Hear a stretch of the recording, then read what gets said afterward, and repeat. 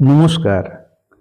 আজ আমাদের আলোচনার বিষয় হিন্দুরা কেন প্রতিমা জলে ভাসিয়ে দেয়। এটা একটা দর্শন। সেইটা কিসের দর্শন, কেন এই ধরনের চিন্তা ভাবনা, সেইটাই আজকে আমাদের আলোচ্য বিষয়। তার আগে বলে রাখি, যারা এই ভিডিওটি প্রথমবার দেখছেন তারা আমার চ্যানেলটিকে সাবস্ক্রাইব করবেন, ভিডিওটি ভালো লাগলে লাইক করবেন, শেয়ার করবেন এবং ভিডিওটি কেমন লাগলো তা জানিয়ে মন্তব্য করবেন। আপনাদের মন্তব্য সবসময় খুবই গুরুত্বপূর্ণ এবং মূল্যবান। যাই হোক, আমরা আমাদের যে আলোচ্য বিষয় তাতে আসি। প্রথমেই বলে রাখি, হিন্দুরা তাদের সব প্রতিমা মূর্তিকে জলে ভাসিয়ে দেন না। তারা মৃন্ময়ী যে প্রতিমা মূর্তি অর্থাৎ মাটির তৈরি প্রতিমা মূর্তিকে জলে ভাসিয়ে দেন। কেন মাটির তৈরি প্রতিমা মূর্তিকে জলে ভাসিয়ে দেন আর অন্য মূর্তি বলতে কি বোঝানো হচ্ছে সেটা নিয়ে একটু আলোচনা করা যাক। প্রাচীন ভারতবর্ষে প্রতিমার যে প্রতিমাদের যে পুজো হয় তা অতি প্রাচীন প্রথা। প্রাক বৈদিক যুগে দেখা যেত শিলাতে পুজো হচ্ছে। শিলাতে কখনো পাথরের শিলারূপে পুজো হচ্ছে, কখনো বা তাকে লিঙ্গ আকৃতি দেওয়া হচ্ছে, কখনো বা মূর্তি তৈরি করে পুজো হচ্ছে। এই নিয়ে কিছু লোকের মধ্যে বিস্তর ভ্রান্তি আছে যে মূর্তি পুজো বোধহয় ওই গ্রিকরা আসার পরেই একমাত্র শুরু হয়েছে, তার আগে মূর্তি পুজো ছিল না। এরকমটা কিন্তু নয়, মূর্তি পুজো ছিল। যদিও বেদে বিভিন্ন দেবদেবীর যে মূর্তির কথা বলা হয়েছে সেগুলো সাধারণত ওই মানুষে সৃষ্টি হতো, কিন্তু এরকম নয় যে দেবদেবী ছিলই না। দেবদেবী ছিল, বিশেষ করে আদিবাসীদের মধ্যেও ছিল, আর তাছাড়া প্রাচীন ভারতবাসীদের মধ্যেও ছিল। এটা প্রাকবৈদিক যুগেও ছিল। তারা মূর্তি তৈরি করত ওই পাথরে, অর্থাৎ প্রস্তর নির্মিত মূর্তি তৈরি হতো। তা বহুকাল ধরেই চলেছে। এবার মাটির তৈরি মূর্তি ঠিক কবে থেকে প্রচলন শুরু হয়েছে এইটার সম্পর্কে খুব সুদৃঢ় ঐতিহাসিক ধ্যান ধারণা নেই। কিন্তু মূর্তিতে পুজো হওয়ার রীতি অতি প্রাচীন। সেটা আমরা বিভিন্ন পাথরের যে মূর্তি পেয়েছি বা পাওয়া যায় তার প্রাচীনতা হয়তো তত বেশি নয়, কিন্তু ওই শিলাতে বা শিবলিঙ্গ সেগুলো কিন্তু প্রাকবৈদিক যুগে যে ছিল সেটা পরিষ্কার, সেটা একদম পরিষ্কার, সেটা তো পাওয়াই গেছে। আর মূর্তিও কিছু উদ্ধার হয়েছে, কিন্তু যেহেতু সেগুলো আদৌ দেবদেবীরই মূর্তি কিনা হয়তো বলা যায় না, কিন্তু মূর্তি ছিল। এবার পুজো হতো কিনা এ নিয়ে বিস্তর মতভেদ আছে। তবে ইদানিংকালে কেউ কেউ বলছেন না, মূর্তি বোধহয় সিন্ধু সভ্যতার যুগেও হয়তো ছিল, এই কারণে বলা হচ্ছে। এই ব্যাপারে কোনো নিশ্চিত প্রমাণ বা তথ্য এখনো পাওয়া যায়নি।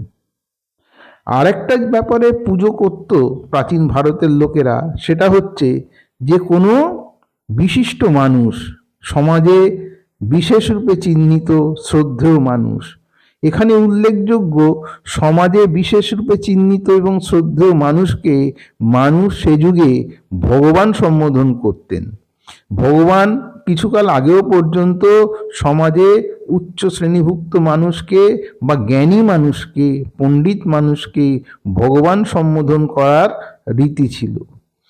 এছাড়াও যারা পরলোকগত হয়েছেন, অর্থাৎ যাদের দেহান্তর হয়েছে বলে হিন্দুরা বিশ্বাস করতেন বা তারা চলে গেছেন, তাদেরকে ঈশ্বর আখ্যা দেওয়া হতো। সেটা আমরা এখনো দেখি যে হিন্দু ধর্মাবলম্বীদের মধ্যে তাদের স্বর্গগত পিতা বা পিতামহ বা প্রপিতামহ তাদের নাম নেবার আগে হিন্দুরা সাধারণত সবসময় নামের পূর্বে, যারা চলে গেছেন তাদের নামের পূর্বে ঈশ্বর শব্দটি ব্যবহার করেন।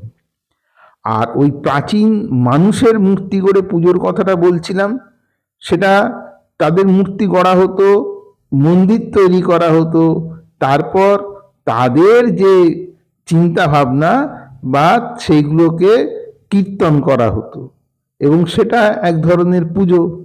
তাদের ভাবনা চিন্তাগুলো সেই নিয়েই আলোচনা হতো। এটা একটা দিক ছিল সেই সময়কার ভারতবর্ষে। এটা বহুকাল পর্যন্ত ছিল, বহুদিন পর্যন্ত এই প্রথা ভারতে ছিল। এবার আসা যাক মাটির তৈরি মূর্তি কেন জলে ভাসিয়ে দেওয়া হয়। এই ব্যাপারে বিশেষ করে অহিন্দু যারা, তাদের মধ্যে একটা কৌতূহল গড়ে ওঠে, একই রে বাবা, ভগবান তৈরি করছে, ঈশ্বর তৈরি করছে, তাদের পুজো করছে, আবার কিছুদিন পরেই তাদেরকে জলে ভাসিয়ে দিচ্ছে। এরকম ইদানিংকালে দেখা যায় বহু লোক এসব প্রশ্ন করে।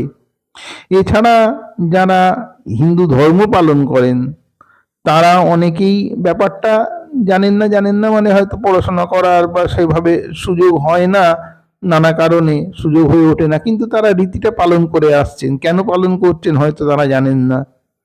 এইসব নানা কারণেই এই আলোচনাটা আমি এখানে করছি। সেটা হলো যে মানুষ মানে হিন্দুরা যখন ওই দেবদেবীর বিগ্রহ তৈরি করেন মাটি দিয়ে, পুজোর সময় তাদেরকে নির্দিষ্ট বেদিতে প্রতিষ্ঠা করেন এবং সেখানে সেই দেব অথবা দেবীকে আবাহন করা হয়। এই আবাহনের মাধ্যমে সেই দেবদেবীর মূর্তির মধ্যে প্রাণের প্রতিষ্ঠা করা হয়। এরপরে পুজো পর্ব সমাপ্ত যখন হয়ে যায়, নিয়ম মেনে আচার মেনে যা পুজো রীতি তা করা হয় এবং সেটা শেষ হয়ে গেলে তখন বিসর্জনের মাধ্যমে সেই প্রাণ তিরোহিত করা হয়। তখন যেটা পড়ে থাকে সেটা সম্পূর্ণ মাটির মূর্তি। তখন যে দর্শনটা কাজ করে সেই মাটির মূর্তি, যেমন হিন্দুরা বিশ্বাস করেন দেহ থেকে আত্মা চলে গেলে মানুষের মৃত্যু হয়, তেমনি সেই মূর্তি তখন মৃতদেহর সমতুল্য হয়ে যায়। যেমন মৃতদেহকে সৎকার করা হয়, সদ্গতি করা হয়, তাকে ধ্বংসপ্রাপ্ত করা হয়। যেহেতু হিন্দুদের বলে নয়, প্রাচীন ভারতীয়দের বিশ্বাস সমস্ত কিছু ভৌত পদার্থ থেকেই গঠিত হয়েছে। ভূত, হিন্দুরা বিশ্বাস করেন পঞ্চভূত, অন্য বিশ্বাস মতে চতুর্ভূত, যেমন চারবাকরা করেন, কিন্তু মূল কথা ওই ভূত থেকেই সবকিছুর উৎপত্তি। তাই তাদেরকে আবার সেই ভূতে বা পঞ্চভূতে সেই মৃতদেহ যেমন ফিরিয়ে দেওয়া হয়, তেমনি কাদামাটি থেকে যেহেতু ওই মাটির মূর্তি তৈরি হয়েছে দেবদেবীর, তাকে জলে ভাসিয়ে দেওয়া হয়। বিসর্জন পরে তাকে জলে ভাসিয়ে দেওয়া হয়, যাতে সেই মাটি আবার জলের সঙ্গে গুলে সেই কাদামাটিতেই পরিণত হয়। অর্থাৎ প্রকৃতি থেকে যা আহরণ করা হলো তা আবার নিঃশর্তে প্রকৃতিকে ফিরিয়ে দেওয়া হলো যখন কাজ মিটে গেল বা কার্য সমাধা হয়ে গেল। এটাই হচ্ছে মূল ভাবনা, এটাই হচ্ছে মূল দর্শন, অন্য কিছু না। যেমন মৃতদেহের কোনো প্রাণ থাকে না, তাকে বিনষ্ট করে ফেলতে হয়, তেমনি বিসর্জনের পরে আর সেই মূর্তির মধ্যেও কোনো প্রাণ থাকে না, তাকেও তেমনি বিনষ্ট করে ফেলতে হয়। কিভাবে না, প্রকৃতিতে আবার ফিরিয়ে দিয়ে। বন্ধুরা, আজ আমার ভিডিও আমি এখানেই শেষ করছি। আপনারা সকলে ভালো থাকবেন। আর ওই যে বললাম, ভিডিওটি লাইক করবেন, শেয়ার করবেন, মন্তব্য করবেন, আমার চ্যানেলটিকে সাবস্ক্রাইব করবেন। ভালো থাকবেন। ধন্যবাদ। নমস্কার।